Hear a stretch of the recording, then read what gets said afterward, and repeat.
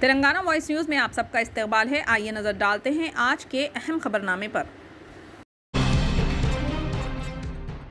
Hindustan Australia cricket match के tickets की black marketing करने वाले अफराद को स्पेशल ऑपरेशन टीम एलबी नगर ने गिरफ्तार कर लिया। मुलजिमीन की शनाख्त 23 साल जी मचेंद्र साकिन बोर्ड उप्पल और 21 साल जी भरत रेड्डी साकिन आदर्श नगर कॉलोनी उप्पल के तौर पर की गई है। इनके पास से 1500 रुपये नकद रकम और T20 क्रिकेट मैच के 2 टिकट्स 2 सेलफोन जब्त कर लिए। मुलजिमीन 1500 रुपये का टिकट 6000 रुपये में फरोख्त कर रहे थे।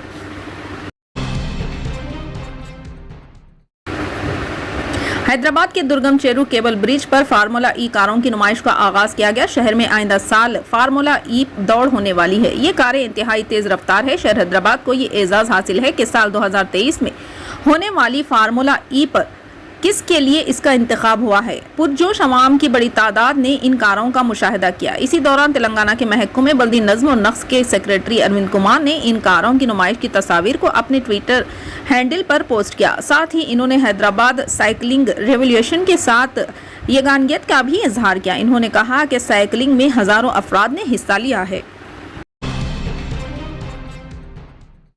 दुबई से सामान रवाना करने का वादा करते हुए साइबर क्राइम के जरिए एक शख्स को 7.55 लाख रुपए का धोखा देने का वाकया ताखीर से मंजर आम पर आया। तफसीलात के बमूजिब तेलंगाना के कामारेड्डी जिले के राम रेड्डी पल्ली मंडल का साकिन कल्ला लच्छैया माजी में मुलाजिमत के लिए खलीज गया था। उस वक्त वो ज़िरात कर रहा था। जब वो खलीज में था उस वक्त वहाँ किसी का फ़ोन आया और इसने भी अपना नाम लच्छैया बताया। लच्छैया को यकीन था कि ये वही लच्छैया है जो दुबई से सामान भेजेगा। लच्छैया ने इस शख्स को 2 किस्तों में 7.55 लाख रुपये रवाना किए। सामान ना मिलने पर इसे दोबारा इसके नंबर पर फ़ोन करने पर कोई जवाब नहीं मिला, जिस पर इसे धोखाधड़ी का एहसास हुआ और इसने साइबर क्राइम नंबर 1930 पर तफसीलात का फराहम की। इस माह की 16 तारीख को इसने मुकामी पुलिस स्टेशन में शिकायत दर्ज करवाई। तहम इस सिलसिले में 1 हफ्ता गुजर जाने के बावजूद भी इस सिलसिले में कोई पेशरफ्त नहीं हुई।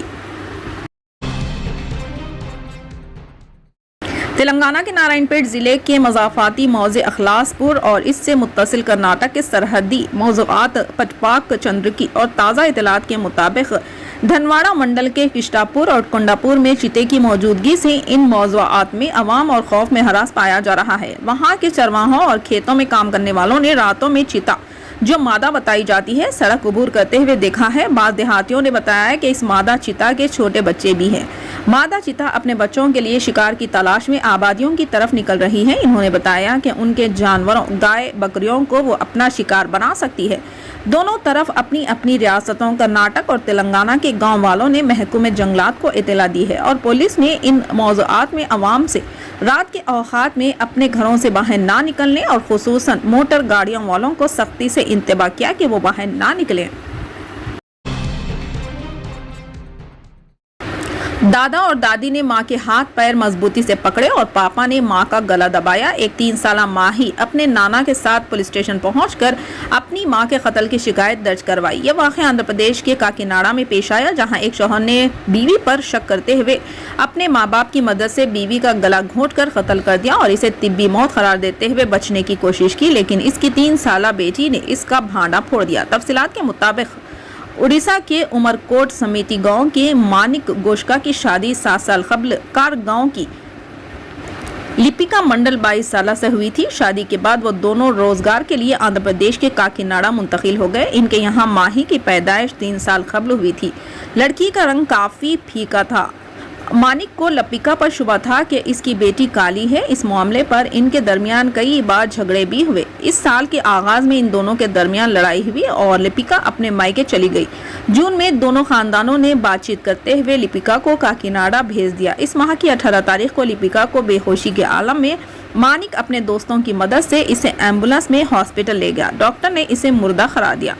हॉस्पिटल के अमले को इसकी गर्दन पर जख्म के निशान मिले और इन्होंने काकीनाडा पुलिस को इत्तला दी। चुनांचे पुलिस ने मुश्तबा मौत का मुकदमा दर्ज करके तफ्तीश शुरू कर दी। पोस्टमार्टम कराया गया और आखिरी रस्मात मुकम्मल हो गई।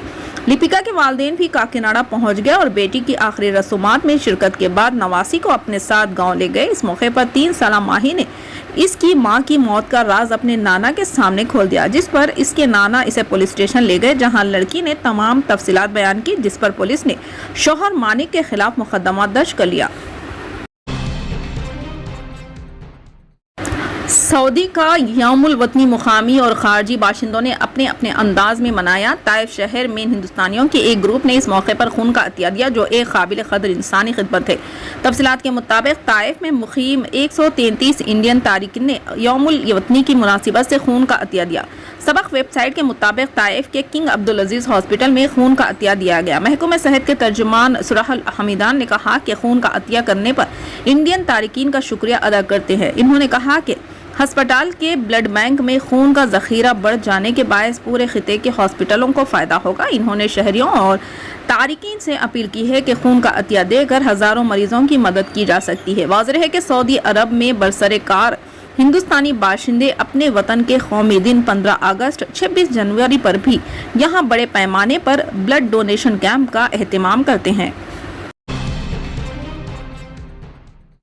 फिलहाल के लिए इस खबर में इतना ही। देखने के लिए आपका बहुत बहुत शुक्रिया। अगर आप नए हैं इस चैनल पे तो सब्सक्राइब ज़रूर कर लिए और बेल आइकन भी दबा लिए ताकि हमारी हर खबर आप तक